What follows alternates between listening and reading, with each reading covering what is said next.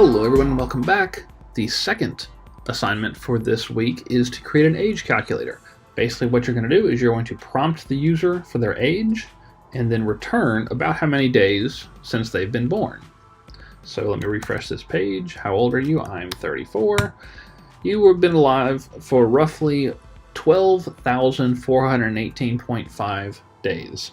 Wow, I'm an old person.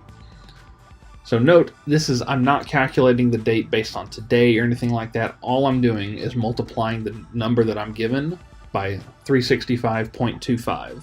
The reason for that 0.25 is for leap year. 365.25 is roughly how many days they've been alive.